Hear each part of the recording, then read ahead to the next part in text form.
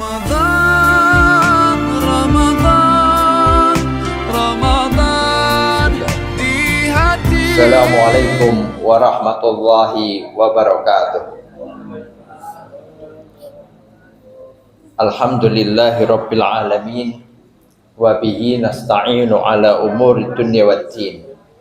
Tsumma sholatu wassalamu ala asyrafil anbiya wal mursalin Sayyidina Muhammadin wa ala alihi wa sahbihi wa man tabi'ahu bi ihsanin ila yaumiddin. Hadratil muhtaramin, guru kita Al-Mukarram Ustadz Muhammad Hussein Taufik Yahya yang kami hormati, Bapak Kepala Kantor Kementerian Agama Kota Surakarta, Bapak Kasubag TU Kantor Kementerian Agama Kota Surakarta, Bapak-bapak Kasih dan Gara di lingkungan Kantor Kementerian Agama Kota Surakarta, serta segenap pegawai di lingkungan Kantor Kementerian Agama Kota Surakarta yang dirahmati Allah. Puji syukur alhamdulillah kita panjatkan kehadirat Allah Subhanahu wa taala. Di pagi yang cerah ini kita diberikan nikmat umur, kesehatan, keselamatan, dan juga keamanan, serta dalam suasana yang penuh kenikmatan karena THR sudah turun lunas, istilahnya begitu ya. Kemarin kita sebagian sudah ngecake untuk amal soleh, yaitu wakaf tunai, yang semoga apa yang dikaruniakan kepada kita nikmat dari Allah menjadi wasilah bagi kita untuk menambah taat kita kepada Allah Subhanahu wa taala. Allahumma amin. Salawat serta salam tak lupa semoga tercurahkan kepada junjungan kita baginda Nabi Muhammad sallallahu alaihi wasallam beserta ahli bait, para sahabat, tabi'in, tabi'ut tabi'in, dan orang-orang yang mengikutinya hingga akhir zaman.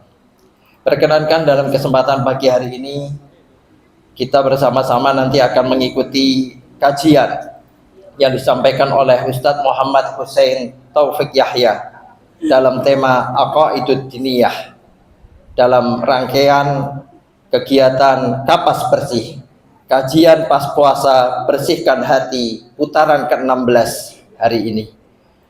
Untuk mengantarkan acara, marilah pertama kita awali kegiatan pagi hari ini dengan bersama-sama membaca Ummul Kitab ala hadiniyah wa likulli niyatin sholih. Al-Fatihah. A'udzubillahi minasyaitonir rajim. Bismillahirrahmanirrahim. Alhamdulillah. Iyyaka na'budu wa iyyaka nasta'in. Shiratal ladzina an'amta 'alaihim.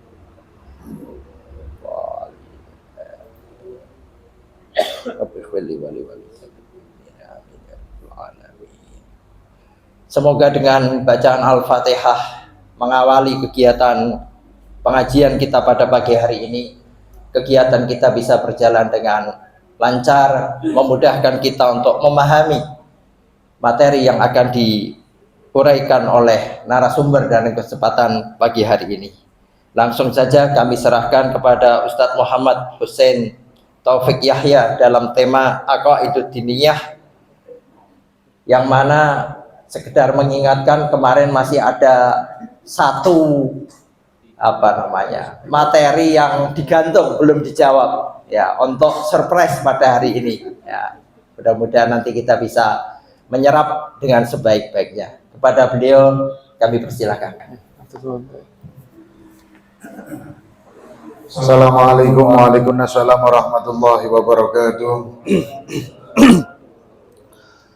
Alhamdulillah, bismillahirrahmanirrahim, wassalatu wassalamu ala sayyidina rasulillah sayyidina wa maulana Muhammad ibn Abdullah wa ala alihi wa sahbihi wa man wala wa ba'da tahiyyah amma ba'da.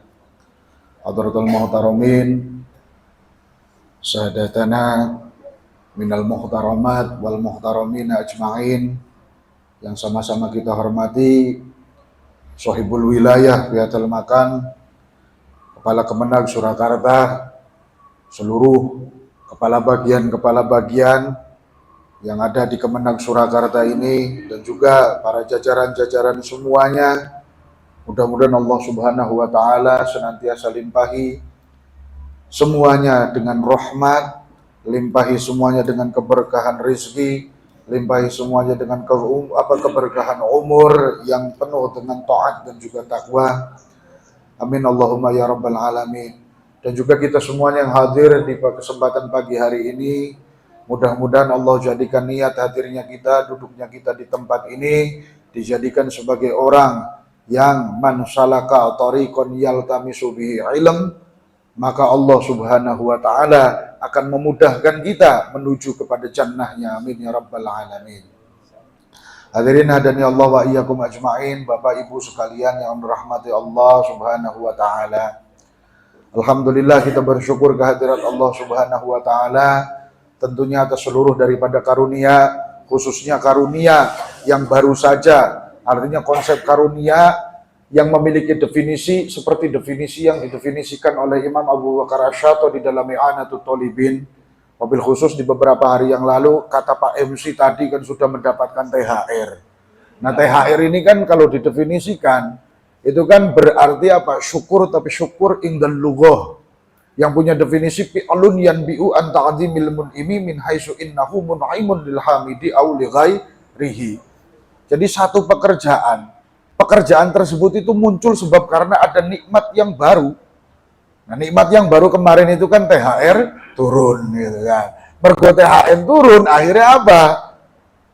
Ta'zimil mun'imi min haitsu innahu mun'imun. Jadi kita sadar bahwa THR ini sebagian daripada kerja keras kita, tapi juga bagian daripada anugerahnya Allah Subhanahu wa taala.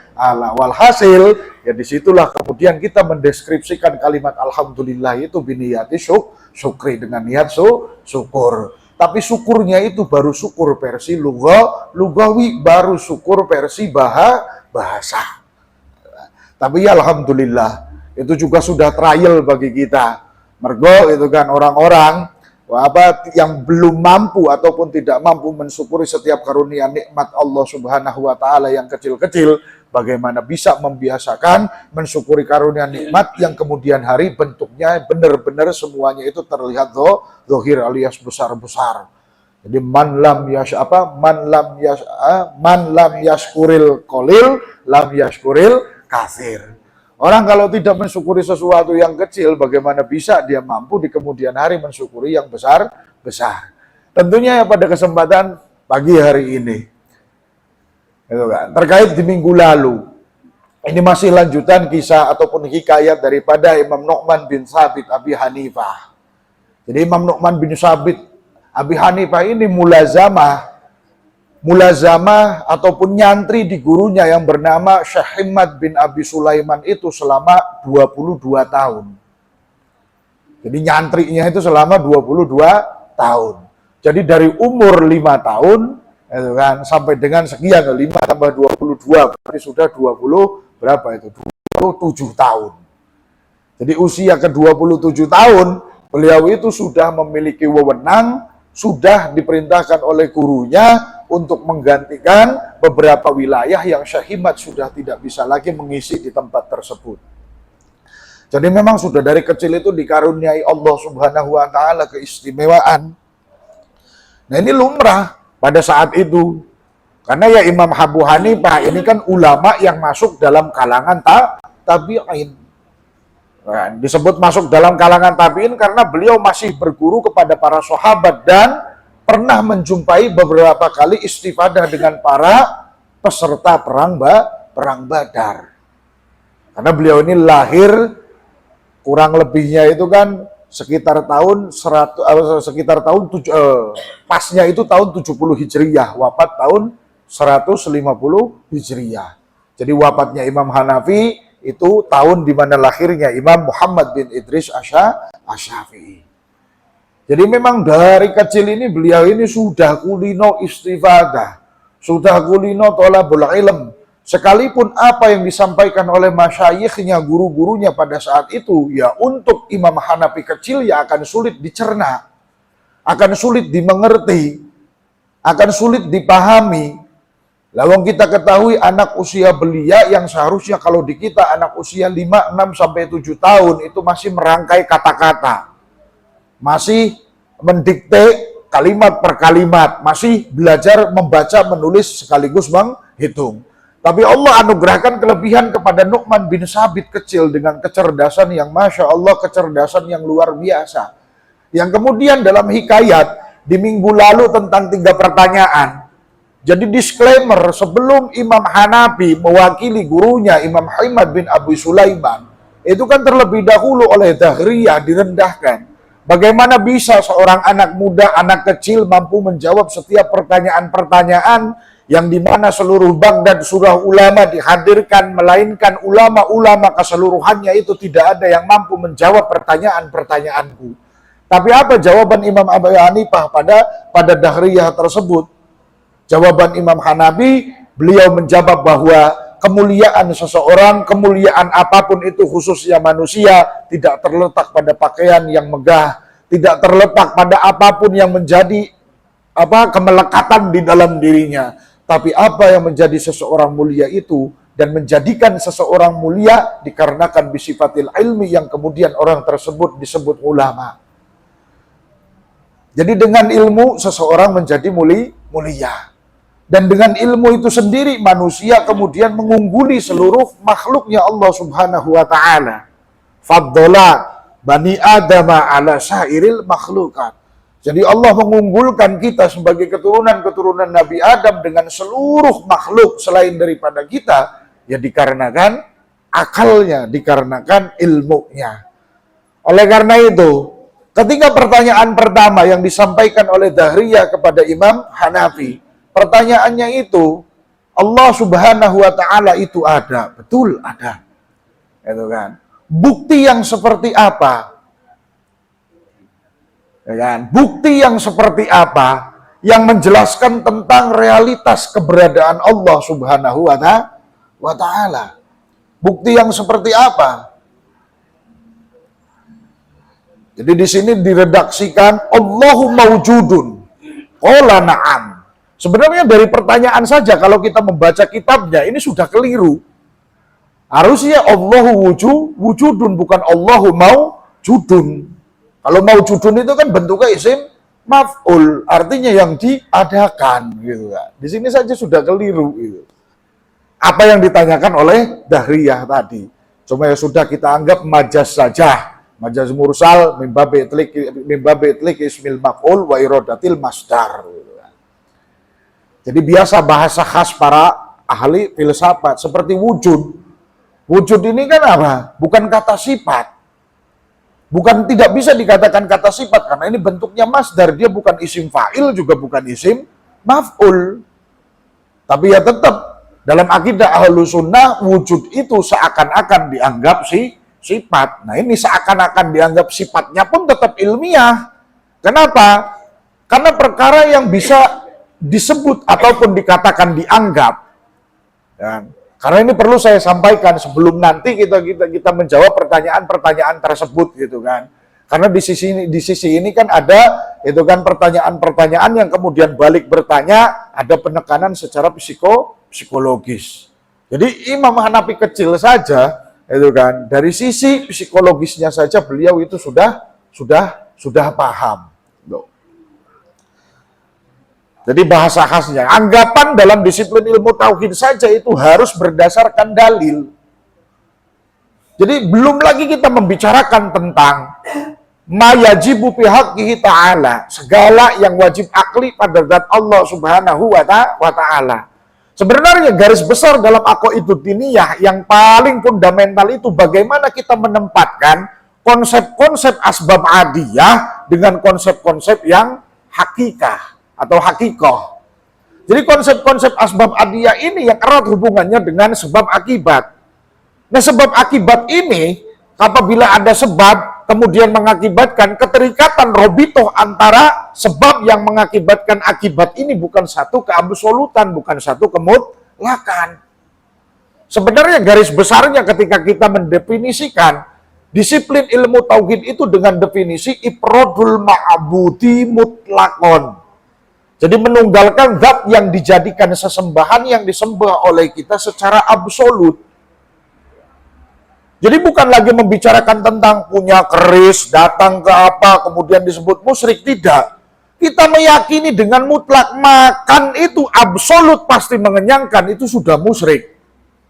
Jadi nggak perlu punya yang aneh-aneh, bahwa sebab itu bisa mendatangkan power, bahwa sebab itu tidak ada hubungannya dengan kehendak Allah, sehingga menyebabkan ada power, punya kekuatan tersendiri, itu sudah ikhrajun anit tauhid, itu sudah keluar dari ketauhidan. Jadi nggak perlu kita istilahnya mengonsepsikan tentang punya benda-benda bertuah lah seperti itu. Jadi nggak perlu membicarakan musyrik itu sampai ke arah sana. Namun kita meyakini makanan itu pasti mengenyangkan saja. Dalam kritik ideologi, teologi di sini sudah dipangkati, sudah keluar dari konsep ketauhidan. Nah itu pertanyaan-pertanyaan. Allahu mawjudun. Allah ada, kata Dahriyah, kata ateis di sini. Allahu mawjudun, Allah itu ada. Nah pertanyaan yang menggelitiknya di sini ini kan ada. Kemudian bagaimana ataupun cara yang seperti apa membuktikan keberadaan tersebut? Qala na'am, kata Imam Hanafi, qala iya laras. Gusti Allah niku hakul wujud atau wujubul wajibul wujud. Qala aina huwa. Kemudian Dahriyah itu bertanya lagi kepada Imam Hanafi, aina huwa, di mana keberadaannya? Keberadaan daripada Allah Subhanahu wa ta'ala. Jawab Imam Hanafi, la makanan lahu. La makanan lahu, Allah tidak menempat pada apapun. Qala wa kaifa yakunu mawjudun la makana lahu. Ketika dikatakan oleh Imam Hanafi bahwa Allah itu ada tapi Allah tidak memiliki tempat. Jelas kita qiyamuhu binafsihi. La yahtaju ila mujidin wa la yahtaju ila mukhassisin. Jadi Allah itu mustahil ditentukan, mustahil butuh adanya takhsis. Nah kalau kita kan wajib adanya takhsis. Kal makan seperti kita tahayyuz lil jirmi. Kita itu butuh tempat, mustahil tidak butuh tempat.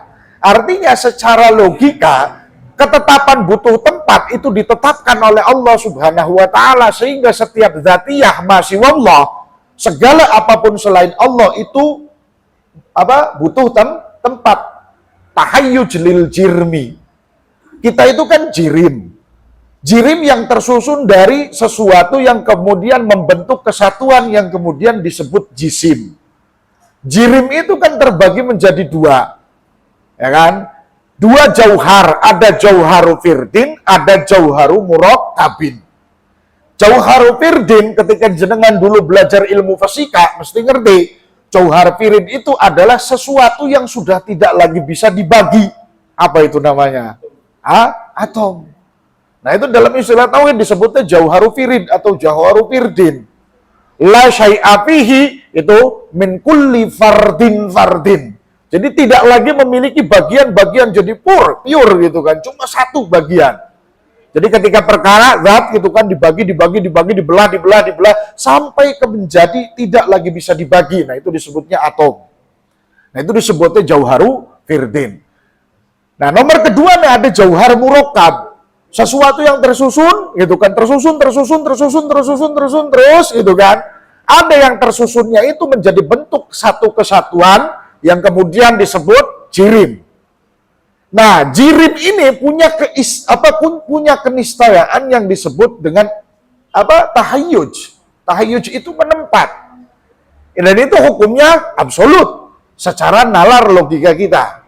Artinya kalau ada sesuatu yang tidak tahayyuz, ya berarti bukan makhluk. Nah sesuatu ini ya pasti absolut. Pagi-pagi dikasih mikir enak banget ini Pak. Tahayyuz lil jirmi, ya kolo-kolo gitu kan. Kadang-kadang kan istilahnya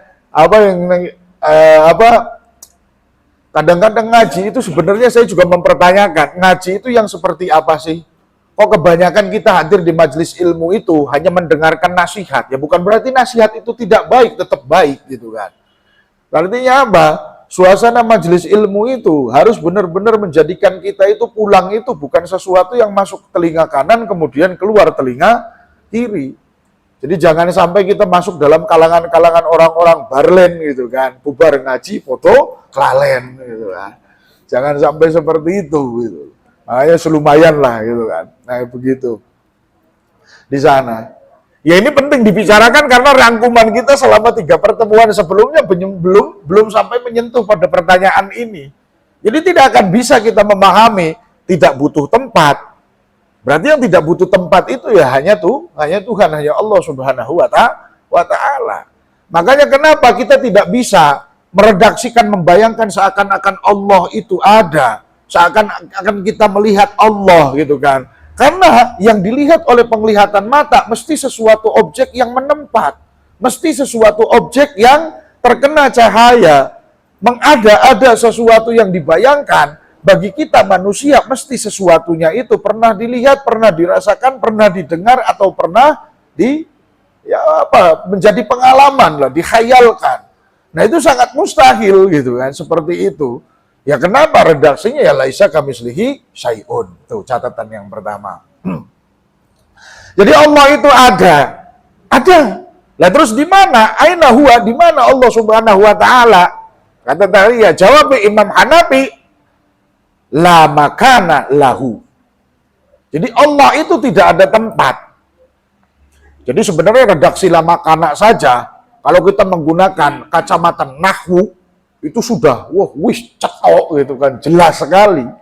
Lah mergopo lah, nela allati linabil jinsi, itu kan. Di situ sudah mustaghrikun anil ajnasi jami al makani wal mumkinat. Itu sudah pasti mustahil gitu kan. Ya, di sana. Ya uniknya bahasa Arab salah satunya yaitu ya Bu. Wah ruwet tenan memang, tapi ya menyenangkan gitu kan.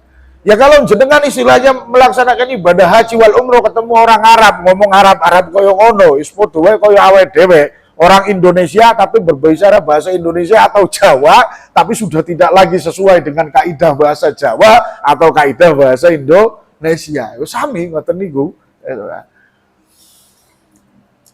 La makana lahu, tidak menempat. Lah bagaimana bisa Tuhan ini disebut ada ketika dia tidak menempat gitu kan. Akhirnya kan bertanya dia kepada Imam Hanafi. Loh, gampang untuk mendeskripsikan hal seperti itu. Imam Hanafi balik bertanya, ada sesuatu itu kan yang kita sendiri meyakini adanya tapi tidak jelas tempatnya. Apa kata Dahriyah? Apa itu sesuatu yang kita yakini ada tapi tidak jelas menempatnya? Jadi Imam Hanafi bertanya, apakah Dahriyah kamu itu percaya di dalam tubuhmu ada ruh atau tidak? Jawab Dahriyah, percaya di dalam tubuh saya ada ruh gitu kan. Percaya ada roh. Lalu di mana roh itu? Kepalamu, di matamu, di dadamu, di perutmu, apa di dengkulmu, apa di telapak kakimu. Diyakini keberadaannya, namun kita tidak tahu lokasi presisinya itu di mana. Ataupun kalau andai kata kamu tidak percaya adanya roh lah, karena Dahriyah ya, ateis totok lah istilahnya gitu kan. Saiki gitu kan.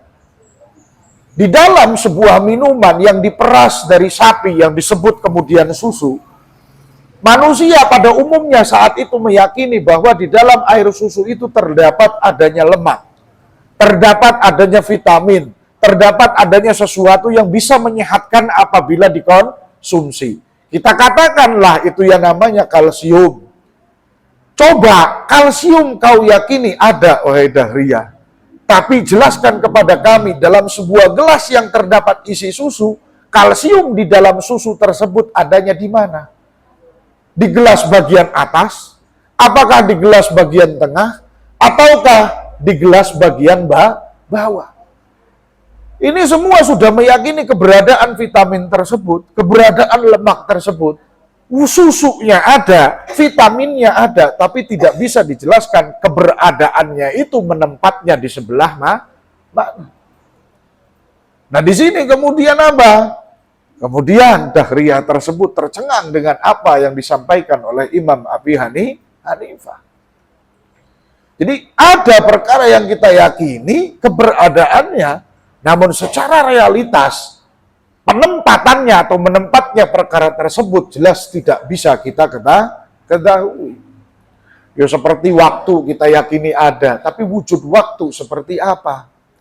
Kadang-kadang kalau kita misalnya, apalagi besok gitu kan, tim Lajnah Falakiyah di sini Kemenang, kalau andai kata coba memanage waktu, selama ini kan kita menggunakan waktu itu kan waktu versi perputaran bulan kepada bumi atau bumi kepada matahari. Coba kalau menggunakan perhitungan rotasi atau perputarannya tata surya saat mengitari galaksi Bima Sakti. Atau yang lebih luas lagi ketika galaksi Bima Sakti mengelilingi apa jenenge sing lebih besar lagi itu. Ada yang tahu tidak? Karena masing-masing itu kan wakulung fi falaki yasbahun. Makanya sering dikatakan dengan kecepatan cahaya sekian tahun gitu kan dan lain sebagainya. Kan kita itu terlalu terpaku dengan menggunakan waktu versi bumi. Tapi yuk kita meyakini ada waktu tersebut ya kan. Ada waktu tersebut ya kan. Nah itu pertanyaan yang pertama yang kemudian membuat Dahriyah tersebut tidak lagi mampu gitu kan memberikan ataupun melanjutkan pertanyaan-pertanyaan yang berhubungan dengan keberadaan Tuhan, keberadaan Allah Subhanahu wa Ta'ala. Terus laju ke pertanyaan yang kedua, masih ada dua lagi, Nu'man bin Sabit. Setelah pertanyaan pertama, pertanyaan kedua itu, apakah ada sebelum Allah dan apakah sesuatu yang setelah Allah? Jadi sebelum Allah itu ada apa, setelah Allah itu ada apa? Jadi sebelum Allah ada apa, setelah Allah Subhanahu wa Ta'ala ada apa?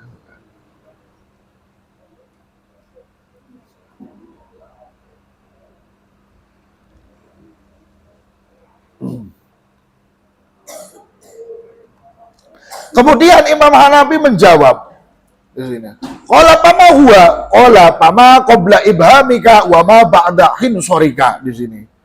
Di sini pertanyaannya ya diredaksikan qala Abu Hanifah la syai'a qablahu wa la syai'a ba'dah. Jadi sebelum Allah ya tidak ada apa-apa, setelah Allah ya juga tidak ada apa-apa. Qala kemudian Dahriyah bertanya kembali, kaifa yutasawwaru mawjudun la syai'a qablahu? Bagaimana sesuatu dikatakan ada, yang kemudian keberadaannya itu tidak didahului oleh apapun, atau setelahnya itu tidak ada apa-apa. Loh, kata Imam Hanafi, faqala Abu Hanifah, maka kemudian menjawab kembali Imam Abu Hanifah dari apa yang ditanyakan oleh Dahriyah tersebut. Ola maka ngendikan di sini, lihadza dalilun. Iku korno iki apa? Iki pertanyaan mau bahwasanya sebelum Allah tidak ada apa-apa, setelah Allah tidak ada apa-apa, dalilun utawi onone dalil fi badani kakang tetap ing dalam awakmu. Aitun hale malih. Apa iku dalil yang sudah ada di dalam tubuh kita? Bahwa ada di dalam tubuh kita sesuatu yang ada namun sebelum dan sesudahnya tidak ada apa-apa.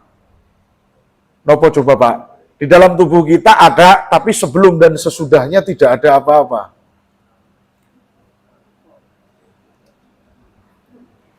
Hah? Apa coba? Kola, kemudian jawab sing jawab Imam Hanafi mawon nggih. Kola, fama qabla ibhamika wa ma ba'da khinsorika. Apa yang ada sebelum ibu jari kita dan apa yang ada setelah kelingking kita. Nah pertanyaannya itu balik bertanya lagi Imam Hanafi. Apa gitu kan sebelum ibu jari dan apa setelah kelingking. Nah qala makadzalika Allah Subhanahu wa Ta'ala. Begitupun haknya Allah Subhanahu wa Ta'ala, la syai'a qablahu wa la syai'a ba'dahu. Wal awwalu wal akhiru wal zahiru wal batinu ila akhiri. Jadi Allah itu ada, Allah itu qidam, la awwala lahu, tidak berpermulaan, karena awal itu sendiri adalah Allah yang menciptakan. Begitupun kullu syai'in halikun illa wajha, jelas sekali.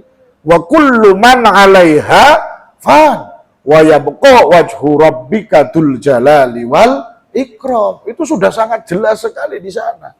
Bahkan kullu man, kullunya itu disebut kul jami. Jadi laisa minal afrodil kul gitu kan, makhrujun anhu. Jadi tidak ada afrod yang masuk dalam lafadz kullu itu yang keluar. Jadi sebutnya kul jami. Makanya analisa para ulama fikih khususnya di dalam mazhab Syafi'i, kalimat kullu bid'atin dolalatun wa kullu dolalatin pinnar, kullu neniku disebut kul majmu.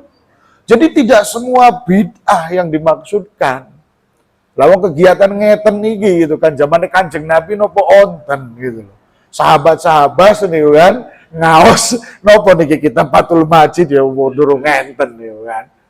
Makanya kan dawe Sayyidina Umar bin Khattab ketika melaksanakan tarawih 23 rakaat nopo kalimahin ni'matul bid'atu gitu. Bid'ah yang paling nikmat itu adalah ini gitu kan. Lah ya analisanya gitu kan. Nah versi saya ya karena saya belajar mantiknya gitu kan. Maka tidak setiap gitu kan. Seperti halnya kita membicarakan alhamdulillah. Pertanyaan terakhir nanti dulu lah gitu kan. Seperti alhamdulillah alil jinsi ya kan. Makanya kan kita membicarakan alif lam li ta'rif lil jinsi di dalam alhamdu. Makanya jadi yo ora tekang robbil alamina, para aulia usholihin dulu itu ya wajilat qulubuhum ketika lagi mengucapkan alhamdulillah langsung fi maqamil jan. Jan di sini bukan jin ya. Jan di sini merupakan kata dari junun gitu kan. Langsung kejiwaannya itu tergoncang. Sebab apa? Ketika asma Allah disebutkan. Jadi ketika jiwa ini tergoncang, kemudian arahnya menuju kepada fan. Yang kemudian jadi apa? Funun, jadi fana disebutnya itulah kefanaan. Kan kapas bersih, bagian akhirnya itu apa? Membersihkan hati. Jane patute iki yo ngajine yo hikam, ihya ngono lho. Sebane ngaji hikam karo ihya mulai-mulai kok kene wis do gah nyambut gawe gitu kan. Apalagi kayak di Minhajul Abidin gitu kan yo di juz ketiga sansoyo nompo THR. Wah, kritiknya tegas sekali tentang babul fudul fil halal. Jadi awalnya dhewe golek perkara halal saja masih dikritik habis-habisan oleh Imam Ghazali. Jadi sing jenenge golek perkara halal itu ya versinya Imam Ghazali ya kan Minhajul Abidin harus ketika kita sudah benar-benar payah. Benar-benar kalau kita tidak bekerja akan ada udzur sehingga menyebabkan kita tidak bisa ibadah. Itu baru wajib bekerja, itu datangnya di sana. Kan ya rodo-rodo mumet gitu kan. Nek kado sengoten itu. Ini kita mengambil sebagiannya saja ya, belum semuanya, padahal ya nggak begitu juga gitu kan di sana. Nah, itu pertanyaan yang kedua, bahwa sebelum Allah tidak ada apa-apa, setelah Allah juga tidak ada apa-apa. Dasar dari ayat wal awwalu wal akhiru wal zahiru wal batin. Jadi setelah pertanyaan kedua kemudian dijawab oleh Imam Hanafi dengan qala baqiyat mas'alatun wahidatun, Dahriyah masih berkata, oh masih tersisa satu lagi pertanyaan. Qala ujibu anha, baik, aku akan menjawab apa yang menjadi pertanyaan yang engkau tanyakan insyaallah subhanahu wa ta'ala. Qala ma sya'nullahil an, qala innaka akasnal amro yang bagi ayyakuna al-mujibu fawqal minbar wasailu tahtal minbar fa ujibu su'alaka. Jadi ditanyakan kepada Imam Hanafi sebagai pertanyaan yang ketiga. Apa pertanyaannya? Di sini yang ditanyakan masya'nullahil an. Jadi Allah saiki lagi opo? Opo lagi mantau gitu kan? Jenengan sing lagi masak Bu teng dapur gitu kan. Opo lagi mantau bapak-bapak nek bengi-bengi ngumpul karo bapak-bapak liyane gitu kan. Sambil nunggu sahur opo piye gitu kan. Jadi keadaan Allah saat sekarang itu sedang apa? Masya'nullahil an. Kemudian dijawab sama Imam Hanafi, qala innaka akastal amro. Kamu itu aneh Dahriyah. Memposisikan sesuatu itu kebalik. Kebaliknya piye? Yang bagi ayyakuna al-mujibu fauqal minda. Harusnya yang menjawab pertanyaan ini di atas mimbar. Kok dari tadi kamu yang duduk di atas, aku yang menjawab duduknya di bawah.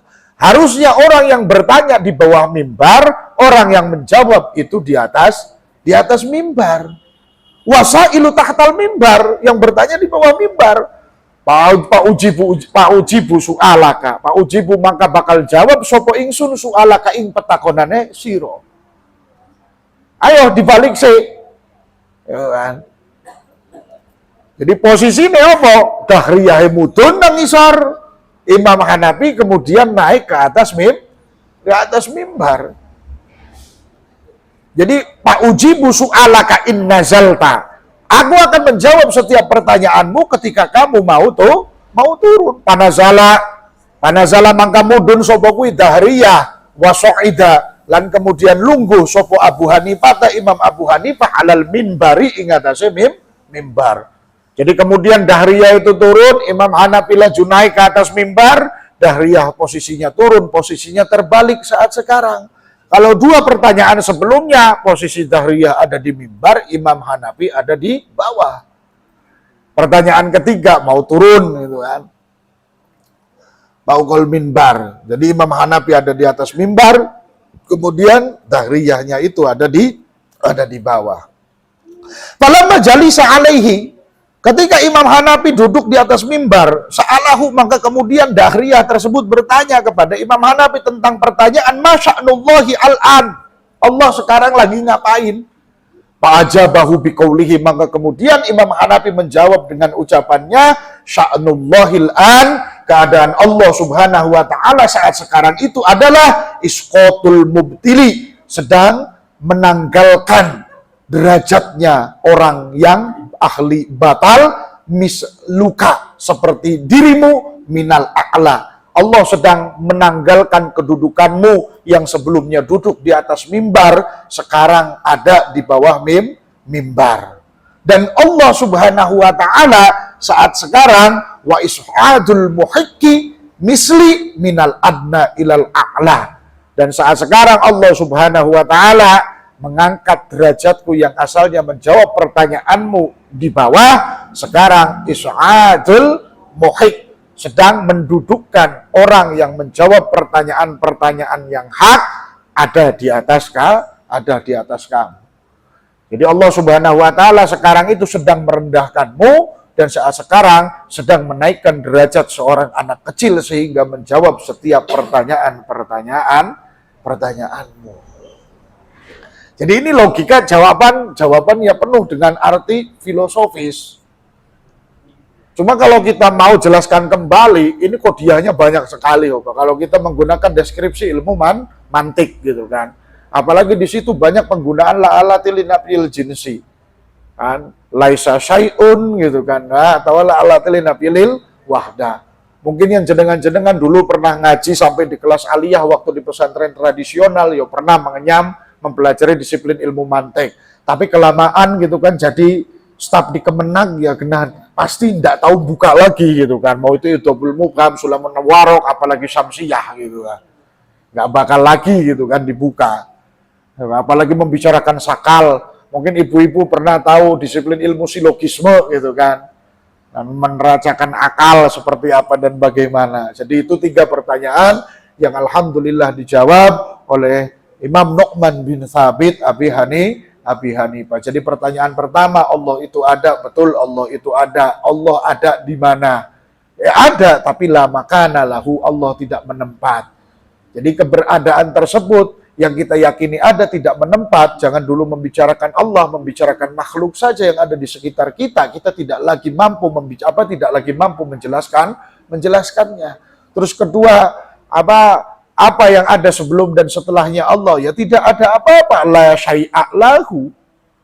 Jadi kalau sudah membicarakan la syai'a lahu di sini, berarti memang ya tidak ada apapun sebelum dan tidak ada apapun Setelah, karena sebelum dan setelah absolut Allah Subhanahu wa taala yang menciptakan. Cuma ketika jenengan sudah mendengar jawaban-jawaban ini, ya, di Qatrul Goes Syekh Nawawi itu menggelitik kita. Menggelitiknya apa? Nanti ketika kamu sudah memahami bagian dari pertanyaan-pertanyaan ini, setan akan melemparkan kepada hati kita 5 pertanyaan. Apa? Kapan? Di mana? Bagaimana? Satu laginya itu kenapa? Nah, itu biasanya begitu. Karena nalar dalam ketauhidan itu, Imam Ghazali bahkan menegaskan, jauhilah 5 pertanyaan ketika kita berusaha awal-awal mempelajari disiplin ilmu tauhid. Karena itu akan terus menggerus hati kita. Terus menanyakan diri kita gitu kan. Karena inilah pertarungannya. Yang kemudian Allah sendiri mengabadikan di dalam Al-Quran, وَلْيَعْلَمَ الَّذِينَ أُوتُوا الْعِلْمَ أَنَّهُ الْحَقُّ مِنْ رَبِّكَ فَيُؤْمِنُوا بِهِ فَتُخْبِتَ لَهُ قُلُوبُهُمْ وَإِنَّ اللَّهَ لَهَادِي الَّذِينَ آمَنُوا إِلَى صِرَاطٍ مُسْتَقِيمٍ. Jadi ketika kita mengusahakan dengan keras, untuk sampai pada di titik kebenaran yang dari Allah Subhanahu wa taala. Nah, ini prosesnya itu luar biasa. Jadi untuk mengentaskan kita dari iman yang bersifat taklid kemudian menjadi iman yang bersifat ilmu. Jadi kita itu harus naik lah, harus naik kelas, jangan taklid terus. Jangan taklid terus. Apalagi mengkonsepsikan gitu kan, menyederhanakan pembahasan ilmu tauhid hanya dalam 3 pembahasan. Nah, dalam 3 pembahasan nyuwun sewu seperti rububiyah, uluhiyah, asma wa sifat, nyuwun sewu gitu kan. 3 hal tersebut gitu kan, 3 hal tersebut. Sebenarnya itu bentuk penolakan tapi menjadi jawaban versi teologi mereka sendiri.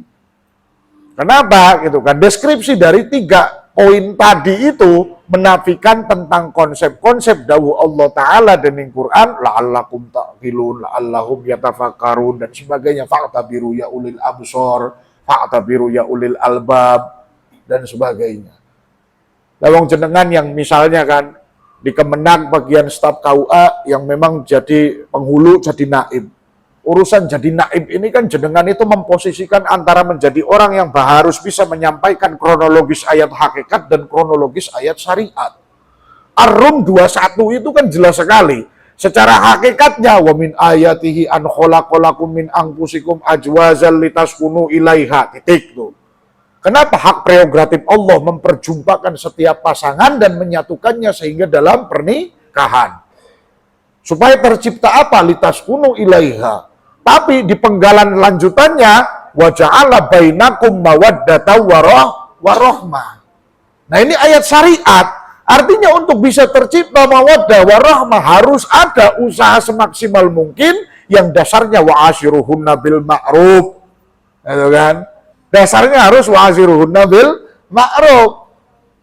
Laki-laki gitu kan, bagaimana menghormati perempuan, perempuan juga menempatkan posisi paham dalil ar-rijalu qawwamuna 'alan nisa. Gitu kan, ma'aqaman nas gitu kan, illal karim wa ma'ahanahunna illal laim. Jadi mengetahui dalil masing-masing. Sing lanang ngerti dalile perempuan, sing perempuan ngerti dalile wong lanang. Jadi kan paham di situ. Jadi jenengan sing posisinya jadi naib ya, yo kudu tenanan gitu kan menjelaskan, karena kan undangan semuanya rata-rata mengutip ayat Ar-Rum 21. Jadi kita tidak sedang membicarakan ayat hakikat innallaha khalaqakum wa ma ta'malun. Sesungguhnya Allah menciptakan kita dan segala apa yang diperbuat oleh kita. Ayat syariate innallaha la yughayyiru biqaumin hatta yughayyiru ma bi anfusihim. Allah tidak akan merubah keadaan satu kaum melainkan kaum tersebut yang merubah keadaannya. Ini kan kalau kita tidak ada di tengah-tengahnya, seperti kontradiksi kan. Satu sisi Allah menciptakan kita dan apapun yang dikerjakan oleh kita. Tapi di ayat yang lain, Allah tidak akan merubah keadaan satu kaum kecuali kaum itu yang merubahnya. Nah, jalan tengahnya di mana? Nah, itu kan lebih global. Ya kan? Kita persempit di ruangan Kemenang. Dari Kemenang dipersempit lagi di ruangan KUA gitu kan. Urusannya urusan pernikahan. Urusan pernikahan saja, ya kan? Kita ada di tengah-tengah memahami ayat syariat dan ayat hakikat. Ayat hakikatnya hak prerogatif Allah, dawe khalaqalakum, Allah menciptakan kalian semua. Min anfusikum gitu kan. Apa min ayat ini an khalaqalakum min anfusikum. Itu hak prerogatif Allah. Makanya kalimat yang digunakan khalqun. Tapi di penggalan berikutnya ja'ala. Dalam terjemah Indonesia, khalaqo dan ja'ala kadang-kadang diartikan sama. Menjadikan, menciptakan. Tapi dalam bahasa Arab tidak bisa itu sama. Nah hubungannya dengan ketauhidan nih kubu. Khalaqo wa ja'ala bainakum mawaddata warahmah. Makanya kan terjemah Quran, wah jauh sekali untuk bisa kita memahami. Ya sekali lagi gitu kan, bahasa Arab itu satu-satunya bahasa di dunia yang punya 12 juta kosakata. Makanya di minggu lalu ketika jenengan gak usah kaget, ketika saya berusaha gitu kan membicarakan bismillah berdasarkan disiplin keilmuannya, itu bisa dibaca menjadi jutaan bentuk, iya wajar. Itu kan. Selama ini jenengan niteni bane yo dengan toh. Nitani ismullahi, ismillah gitu kan. Di sini barangkali ada yang pernah ngaji ilmu ma'ani. Itu kan, idopate lapan ismu kepada lapan Allah saja itu ada 4 lah. Idopat lil jinsi fidimnil ba'di, idopat lil jinsi fidimnil abrodi, ada idopat bayaniyah, itu kan. Dan juga satu lagi itu ada idopat istigrokiyah. Jadi, lapan Allah, secara nahwu ya, ini kan ismu, ini kan mudob. Allah mudob ilaih. Kita bahas nahwu sitik, sediluk gitu kan. Nah, coro tarkibane bismillah, ba, huruf jar, ismu majrur. Selain ismu majrur, dia juga jadi mudhof. Lapan Allah mudhof ilaih. Lapan ar-Rahman sifat awal. Lapan ar-Rahim sifat sani. Tarkib kan ngoten, nggih. Nah, redaksi nahwu kan cukup sampai di sana gitu kan. Secara tarkibiyatul lafzon, tapi tarkibiyatul maknan. Ini bahasa jadi panjang. Wes, dalam tanda petik garis besarnya bisa dibaca 11.116.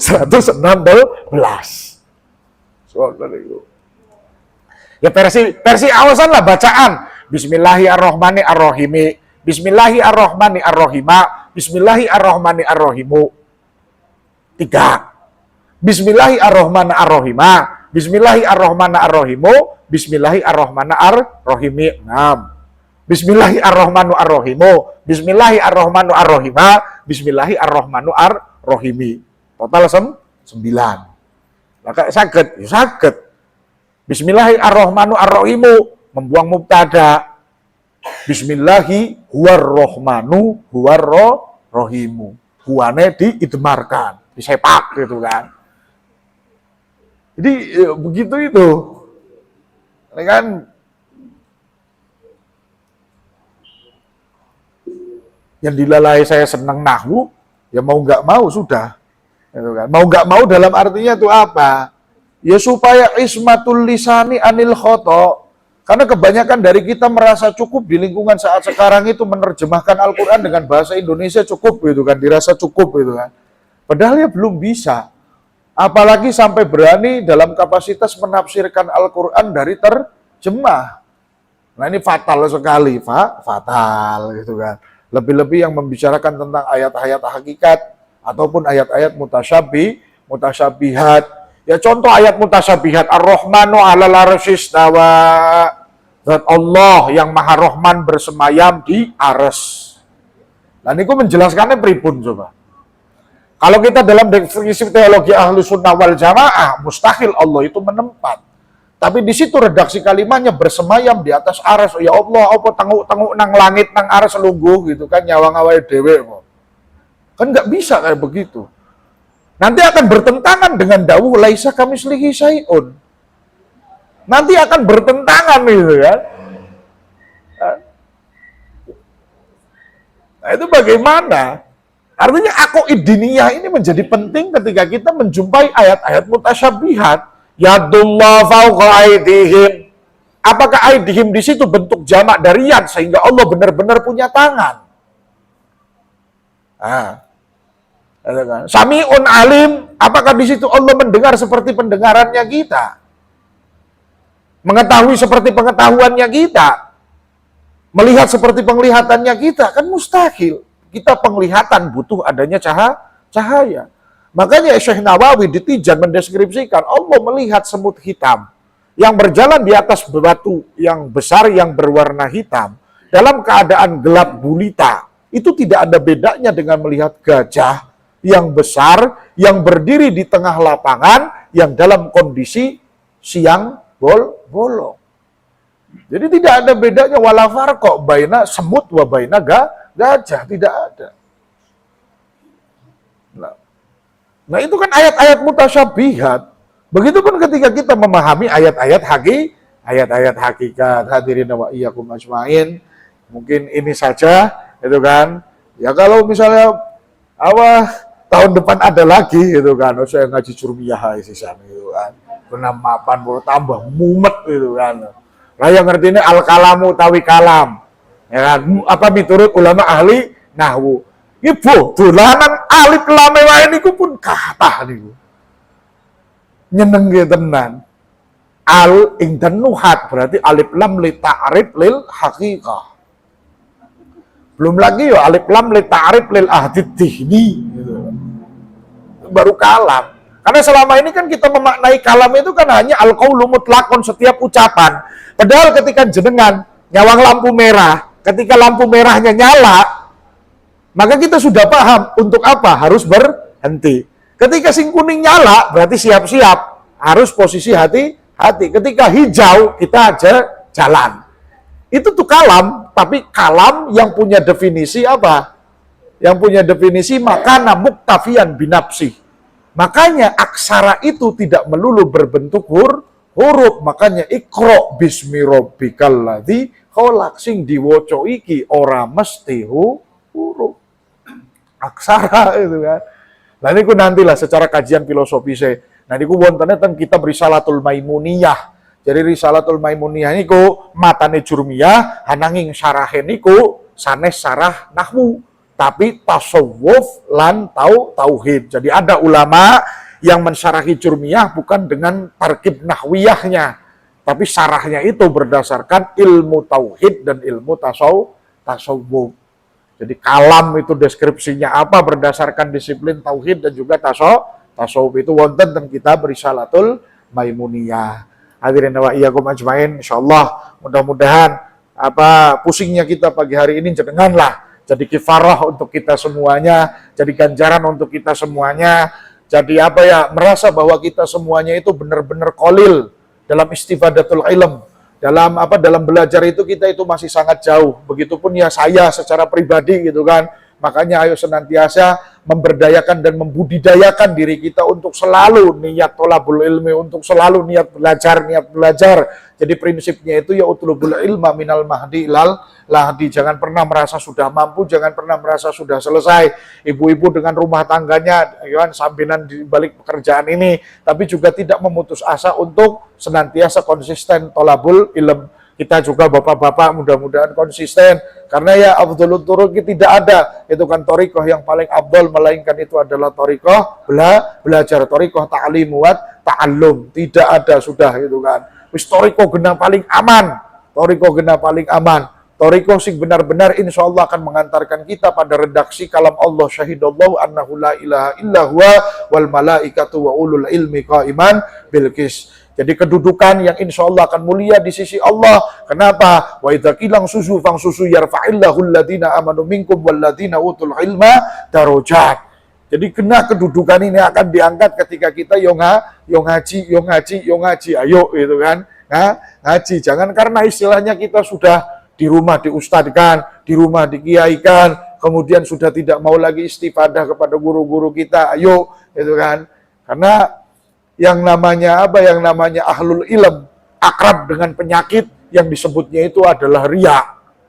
Makanya di dalam Imriti idil patah asba'ti qadhi rufi wa kullu man lam ya'taqid lam yan tafi fanas malul manana ayyujirona minar riya mudhaiban ujurona. Bahkan di Alfiyah Imam Ibnu Malik nganti mumet gara-gara apa? Nambahi 2 bait mergo merasa lebih baik daripada Alfiyah gurunya Imam Ibnu Mu'ti. Makanya kan terakhirnya dalam muqaddimah wa taqtadiridun bi ghairi sukhti fa iqatan alfiyatan nimu'ti wa huwa bisabkin haizun tafdila mustaujibun sana'iyal jamila wallahu yaqdi bihi batin wafirah li walahu fi darajatil akhirah. Walaupun Imam Asmuni di Alfiyah Asmuni mengkritik Imam Maliki, Imam Ibnu Malik itu kan. Loh, Imam Ibnu Malik kok pelit sing didungokke awake dhewe karo gurune tok, awake dhewe sing ngaji ora itu kan. Akhirnya diganti itu. Yang jenengan buka Hasiah Asmuni itu kan, Syarah Alfiyah Ibnu Malik. Jadi apa wallahu yaqdi bihi batin wafirah kan, redaksinya bukan liwalahu tapi lana walahum fi darajatil ummah. Niku versinya Imam Asmuni. Jadi kados ngoten. Ngaji nahwu itu memang harus terus. Ndak bisa selesai alfiyah wis yo nganti khatam mugni labibe ono kan tasrih ala taudihe syukur-syukur gitu kan. Karena ya kuwi nek lagi tak gitu kan iso alfiyah biasanya wah ngrungokke tiang sanes ngaos kitab gramatikale awur, telinga buatel tenan, wes gitu kan. Ya karena dulu saya merasakannya begitu, gitu kan. Tapi ya memang harus terus ngaji lama-lama saufatasih, lama-lama ikhlas itu bakal datang. Makanya kan agama kalau Imam Muhammad bin Idris Asy-Syafi'i, man ta'allama al-lughata raqa qalbuhu. Orang yang terlalu dominan ngaji disiplin ilmu alat, gampang sombong atine, leres. Betul sekali itu. Ya, betul sekali. Karena jauhnya mau bagaimanapun ketika terdengar ada i'rab yang luput, genah rapena.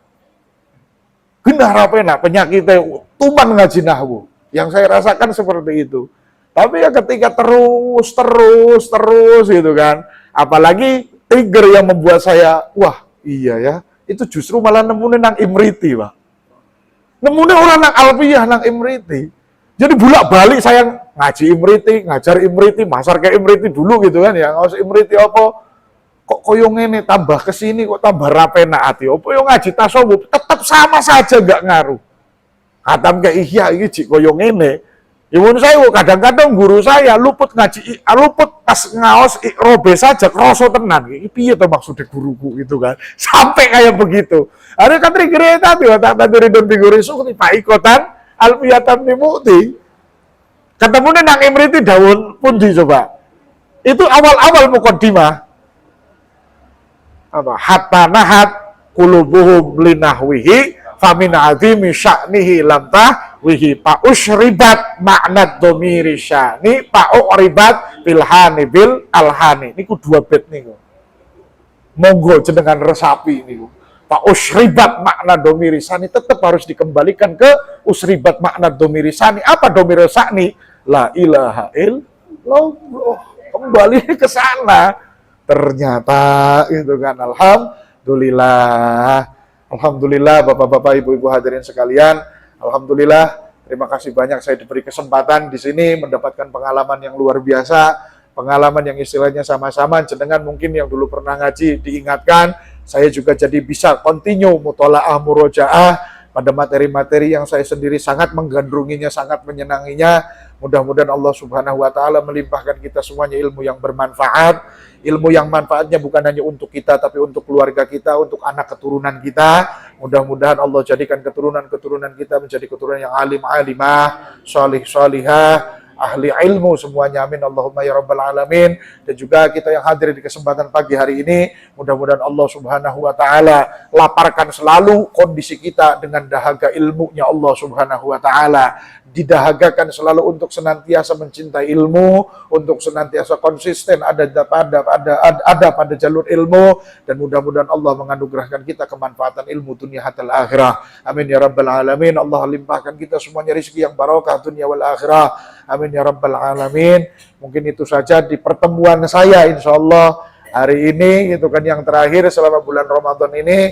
Secara pribadi tentunya apabila banyak sekali kalimat-kalimat daripada kosakata ataupun perkalimat yang kurang berkenan, yang banyak salahnya, saya mohon maaf sebesar-besarnya, saya mohon maaf sebanyak-banyaknya. Tentunya gitu kan, dari apapun itu kesalahannya datangnya dari kami secara pribadi, hak itu kan kebenaran minallahi subhanahu wa ta'ala. Nah, yang perlu saya istilahnya saya sampaikan selain daripada permohonan maaf, yaitu ucapan terima kasih khususnya kepada Kepala Kemenag Surakarta, Bapak-bapak, ibu-ibu semua jajaran yang di pengajian Kapas Bersih ini, mudah-mudahan Kapas Bersih bukan hanya menjadi nama, tapi juga menjadi sebuah momentum untuk hati kita yang benar-benar dengan mengikuti kegiatan ini, kita semuanya mendapatkan hati-hati yang bersih semuanya. Amin Allahumma ya rabbal alamin. Itu saja, wal afu minkum wallahul muwaffiq ila aqwamit thoriq. Assalamualaikum waalaikumsalam warahmatullahi wabarakatuh.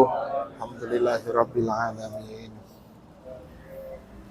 Alhamdulillah, sudah kita simak bersama materi kajian Aqaidud Diniyah yang disampaikan oleh Ustadz Muhammad Hussein Taufik Yahya yang begitu nyegoro kalau bahasa Jawanya, nyamudra, sehingga kemudian kita kampul-kampul di lautan makna ya. Tapi ada satu yang menarik untuk saya jadikan jangkar pemahaman tentang ayat hakikat dan ayat syariat terkait dengan nikmat Allah yang baru saja kita terima, THR. Sekali lagi ya, ayat syariatnya itu kita terima karena kita bekerja di kantor Kementerian Agama, tapi ayat hakikatnya itu adalah pertolongan dari Allah agar kita jalan dalam ketaatan, sehingga manfaatkan karunia yang diberikan Allah melalui wasilah kekaryaan kita di kantor Kementerian Agama dengan sebaik-baiknya. Dahulukan kewajiban kita ya, yang kadang-kadang karena kita nerima mak gelodak gini rodok kalap kan gitu. Yang punya hutang tetapi bukan di bank, kalau bank karena dipotong ya, tapi yang hutang di antara kita atau dengan tetangga kita, dengan kerabat kita, itu kewajiban ya. Mereka juga mungkin mengharapkan untuk segera dikembalikan. Jangan sampai kemudian kalau tiba-tiba umur kita nggak sampai lebaran, ini kemudian akhirnya kita nyangkut kan begitu. Maka hadirin yang dirahmati Allah, manfaatkan dengan bijaksana rezeki yang dikaruniakan Allah kepada kita. Kebetulan kemarin sore saya di Masjid S3, temanya adalah keluarga sakinah maslahat, kaitan dengan ekonomi keluarga. Masih ada satu episode insya Allah Rabu yang akan datang tentang kelola pengeluaran atau belanja keluarga, karena temanya itu. Jadi kelola dengan bijak. Sekali lagi, dahulukan tadi untuk melunasi hutang, untuk kita nyengkuyung ini wakaf yang kemarin mulai digulirkan, kemudian infak sedekah menyantuni kerabat-kerabat kita di sekitar kita, dan ketika kita belanjakan untuk menafkahi keluarga kita, mulai dari pakaian, makanan, kemudian termasuk pikniknya. Nah, kelihatannya ini biasanya mudik dan kemudian ada acara piknik, teman-teman kita pegawai di lingkungan Kementerian Agama gunakan secara bijaksana. Karena ya masih ada di depan kita ini jalan kehidupan yang panjang yang juga perlu untuk kita biayai, kita nafkahi. Demikian tambahan dari kami dalam kesempatan Kapas Bersih putaran ke-16 pada hari ini. Dan sekali lagi kepada Ustadz Muhammad Hussein Taufik Yahya kami ucapkan jazakumullah khairan kasiran. Semoga menjadi amal jariah ilmu yang ditularkan kepada kita. Marilah kajian pada pagi hari ini kita tutup bersama-sama dengan doa kafaratul majlis. Subhanallah. Apabila kami di dalam memandu acara pada kesempatan pagi hari ini ada kekurangan, kesalahan, khilaf yang mengganjal, kami mohon maaf yang sebesar-besarnya. Wallahul muwaffiq ila aqwamit thoriq wa yahdiyana ila shawa'is sabil. Assalamualaikum warahmatullahi taala wabarakatuh.